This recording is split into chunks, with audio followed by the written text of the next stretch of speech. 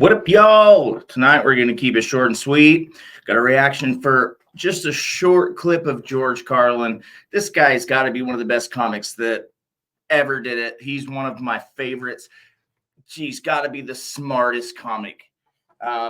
This is the type of guy that not only will you agree with everything he says, but you'll laugh your ass off while you do it. So let's take a quick look. Hold up. Exit full screen so I can give credit where it's due. John Lockwood, thank you so much for putting this together. It's going to be very helpful. Thanks, John. All right, let's hit it.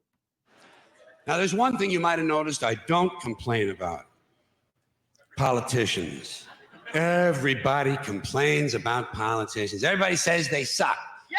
Well, where do people think these politicians come from? They don't fall out of the sky. They don't pass through a membrane from another reality. They come from American parents and American families, American homes, American schools, American churches, American businesses, and American universities, and they're elected by American citizens. This is the best we can do, folks. This is what we have to offer. It's what our system produces. Garbage in, garbage out. If you have selfish, ignorant citizens, you're going to get selfish, ignorant leaders. And term limits ain't going to do you any good. You're just going to wind up with a brand new bunch of selfish, ignorant Americans. So maybe it's not the politicians who suck. Maybe something else sucks around here, like the public. Yeah, the public sucks. There's a nice campaign slogan for somebody. The public sucks. Fuck hope. Fuck hope. Because if it's really just the fault of these politicians, then where are all the other bright people of conscience? Where are all the bright, honest, intelligent Americans ready to step in and save the nation and lead the way? We don't have people like that in this country. Everybody's at the mall, scratching his ass, picking his nose, taking his credit card out of his fanny pack and buying a pair of sneakers with lights in them. So I have solved this little political dilemma for myself in a very simple way. On election day, I stay home. I don't vote. Fuck them. Fuck them. I don't vote. I will say, election day's coming up. That's kind of why I picked this specific one, because it's related to politics. But in '96, I wasn't even old enough to vote. I was 10. But I'll tell you, that's definitely how it felt at the time. Politics is very different today. Back in '96, it was very small differences. It was mostly, we're going to do this with your taxes, we're going to do that with your taxes. And now it's like the difference between life and death for some people. That might sound like an exaggeration when you imagine that there are women who are on the brink of death because they have a dead child inside of them and they can't get that child removed. And their life is at risk. The child is already dead. Like this is what politics has become. So we live in a very different place, right? But although there was a lot of things wrong with the '90s, in so many ways, it was such a simpler time. And not just because I, was growing up. I was a child during the '90s. Like that is sort of that's what shaped me. That the '90s and the 2000s, that's where I came from. Those were the years that molded me. And I can tell you right now, it is very different than it used to be. So right now, voting is incredibly important. Back then, not so much. And of course, George Carlin did, at least 3 or 4 specials after that. And, talked about similar things, but, he may not have changed his tone so much because he was pretty much set in his ways. Not to say that's a bad thing, because he was kind of on the money the whole time. Like this guy was, as far as comedians go, you're not going to find a guy more on the money than George Carlin. So the one thing I'll rebut is that back in the '90s, voting wouldn't have gotten you nearly as far as it will today. It's very important now. 2 reasons. 2 reasons I don't vote. First of all, it's meaningless. This country was bought and sold and paid for a long time ago. The shit they shuffle around every 4 years doesn't mean a fucking thing. And secondly, I don't vote because I believe if you vote, you have no right to complain. People like to twist that around. I know. They say, well, if you don't vote, you have no right to complain. But where's the logic in that? If you vote and you elect dishonest, incompetent people, and they get into office and screw everything up, well, you are responsible for what they have done. You caused the problem. You voted them in. You have no right to complain. I, on the other hand, who did not vote, who in fact did not even leave the house on election day, am in no way responsible for what these people have done and have every right to complain as loud as I want about the mess you created that I had nothing to do with. So I know that a little later on this year, you're going to have another one of those really swell presidential elections that you like so much. I'm sorry. I'm gonna jump in again because I was just thinking about this. It's a reaction channel. It's a whatever damn channel. I don't even fucking know yet. But at any point, doing a reaction to a video, got to jump in where I can. And fuck it, lost my train of thought. Here we go. You'll enjoy yourselves. It'll be a lot of fun. I'm sure as soon as the election is over, your country will improve immediately. Good goddamn. Remember. So you'll see a lot of liberal or leftist comedians. Many of them, not all of them, of course, but many of them are so fucking funny. And then you see conservative comedians or conservative comedy shows, and they bomb. The brain dead jackasses that think they're funny, like, geez, I can't even fathom. I can't even say that I understand it at all. But I think the reason is because real humor comes from real life situations where people feel undervalued, they feel pushed around, they feel like they're not held on the same level as the people in power, and it feels good to poke fun at them. It's our one way of getting back at these people who sort of just piss on us our whole lives and make things the way they are and don't give a shit about anybody but themselves. When I was growing up, I got knocked around by my older brother, and I would never shut my mouth. Every time he'd swing on me, I'd have another insult to come out because that's all I had. That was my way of protesting. That was my way of fighting back. And that's why I think that leftist comedy can be hilarious. Right-wing comedy is not only not funny and not clever, but it's hateful. It's just, we don't like trans people. No, fuck all that. That's not fucking clever. That's hateful. That's angry. That is not who George Carlin is. This is one of those people that if you made every politician sit down and listen to him, they'd be able to refute the shit he says. And those who agreed would be better off for it because they could enact policy that is right in line with it. And again, this was almost 30 years ago. This is 28 years ago. This when I was 10 years old. And he's right on the damn money. And it's going to be that way forever. You know, right-wing conservative comedy, that's a fucking oxymoron. I don't know. It just doesn't even make fucking sense, man. And they're never going to get anywhere. You know, your comedy bros that everybody's interested in right now, man, it's a flash in the pan. People like this, like George Carlin, these are the legends that will live on forever. Because I'll tell you, when I'm 70 years old, I will show my grandkids, my great-grandkids, George Carlin, Rodney Dangerfield, Eddie Griffin, you know, of course, like Chris Rock and all the other greats, Paul Mooney. I don't know why I went down that route, but anywho, love George Carlin, always will. Let's continue. As for me, I'll be home on that day doing essentially the same thing as you. The only difference is When I get finished masturbating, I'm going to have a little something to show for it, folks. Thank you very much.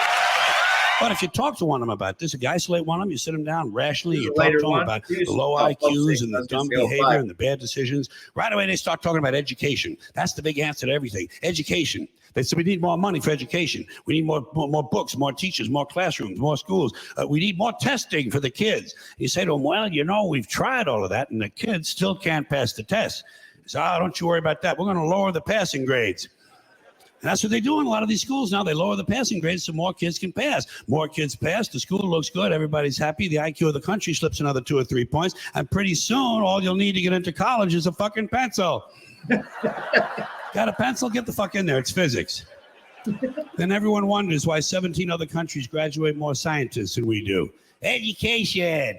Politicians know that word. They use it on you. Politicians have traditionally hidden behind 3 things: the flag, the Bible, and children. No child left behind. No child left behind. Oh, really? Well, it wasn't long ago you were talking about giving kids a head start. Head start, left behind. Someone's losing fucking ground here. But there's a reason. There's a reason. There's a reason for this. There's a reason education sucks, and it's the same reason that it will never, ever, ever be fixed. It's never going to get any better. Don't look for it. Be happy with what you got. Because the owners of this country don't want that. I'm talking about the real owners now.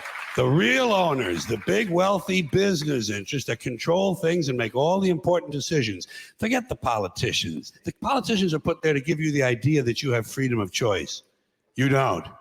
You have no choice. You have owners. They own you. They own everything. They own all the important land. They own and control the corporations. They've long since bought and paid for the Senate, the Congress, the state houses, the city halls. They got the judges in their back pockets. And they own all the big media companies, so they control just about all of the news and information you get to hear. They got... And that shit is 10 times worse these days. 2006, going on 20 years ago. He was right on the fucking money, and it's so much worse nowadays. We should have listened to him back then, man. You buy the balls. They spend billions of dollars every year lobbying to get what they want. Well, we know what they want. They want more for themselves and less for everybody else. But I'll tell you what they don't want. They don't want a population of citizens capable of critical thinking. They don't want well-informed, well-educated people capable of critical thinking. They're not interested in that. That doesn't help them. That's against their interest. That's right. They don't want people who are smart enough to sit around the kitchen table and figure out how badly they're getting fucked by a system that threw them overboard 30 fucking years ago. They don't want that. You know what they want? They want obedient workers. Obedient workers, people who are just smart enough to run the machines and do the paperwork and just dumb enough to passively accept all these increasingly shittier jobs with the lower pay, the longer hours, the reduced benefits, the end of overtime, and the vanishing pension that disappears the minute you go to collect it. And now they're coming for your Social Security money. They want your fucking retirement money. They want it back so they can give it to their criminal friends on Wall Street. And you know something? They'll get it. They'll get it all from you sooner or later because they own this fucking place. It's a big club, and you ain't in it. You and I are not in the big club. And by the way, it's the same big club they use to beat you over the head with all day long when they tell you what to believe. All day long, beating you over the head in their media, telling you what to believe, what to think, and what to buy. The table is tilted, folks. The game is rigged, and nobody seems to notice. Nobody seems to care. Good, honest, hardworking people, white collar, blue collar, doesn't matter what color shirt you have on. Good, honest, hardworking people continue. These are people of modest means. Continue to elect these rich cocksuckers who don't give a fuck about them. They don't give a fuck about you. They don't give a fuck about you. They don't care about you at all, at all, at all. Man, you know? And nobody seems to notice. Nobody seems to care. That's what the owners count on. The fact that Americans will probably remain willfully ignorant of the big red, white, and blue dick that's being jammed up their assholes every day. Because the owners of this country know the truth. It's called the American dream because you have to be asleep to believe it. Boom. Right there. As I said, short and sweet. I think we'll do some more Carlin later. I want to do some Eddie Griffin too. I mean, there are so many fucking comics that I love. I think comedy is more important than people realize. Um, back in Shakespeare's days, right? They did the plays, and it was their way of not only entertaining themselves and telling a story, but there were a lot of plays that we don't know anything about today that were just criticisms of the system. But that's back at a time where there was no freedom of speech. This shit had to be kept under wraps, and people would whisper these things to each other. And luckily, I'm grateful we live in a country where we can speak truth to power and we can say shit like this. And if I could say anything to the young people about comedy, listen to the older comics. Don't settle for these jackasses we have today. For real. Like I see these comics on YouTube all the time, and no disrespect to them. They do something that I can't do. I'm the kind of guy that I say funny shit in the moment, but I can't write funny shit. I just can't. Sometimes in the moment, I can say some shit that is pretty damn funny. There's been a few times where I'd be partying with some people and have a table full of people just laughing their asses off. It's just like catching lightning in a bottle. Sometimes it just works out, but I cannot write shit. So I give credit to those who can. But the comics of today, man, there are very few comics today that can do the shit that George Carlin has done. You can go all the way back to the 70s and listen to him, and he was right on the money about everything that we're going through now today. He saw the writing on the wall, and he's been warning us for decades. And I was devastated when he passed. I just think, like, there are comedians that are visionaries, and without comedy, we would be so much further behind. I think about shows like The Daily Show and Last Week Tonight. I mean, there are some people that they get their news from those shows. And 30 years ago, if you said, well, I get my news from comedy shows, you would have been considered a fool. But these days, with the way mainstream media is and the way that every popular news station is in the pocket of a billionaire, the only place you're going to hear the truth is on a comedy show. If you've never watched Last Week Tonight, holy shit. Like, there's a reason they win Emmy after Emmy after Emmy. They have the most brilliant writers that I've ever seen on a show. Not that I've seen them, but I've heard their work. And it's fucking great. It's so good. You could jump on YouTube right now and look up an episode about corn. I don't know if there's something that sounds more boring than a comedian talking about corn. No, that's not a pseudonym for something else. Literal fucking corn. And you will be rolling on the floor laughing. At the same time, you'll learn something you didn't know that makes you a better citizen in society. You can be entertained while learning. I don't know if there's anything harder to do than to take a tragic story and make somebody laugh their ass off while they're telling you about it. I don't know. Other than comedy, what have we got? What have we got to fight back with? Anyway, I love y'all. Thanks for joining in with me. And I will catch y'all later. Have a good night.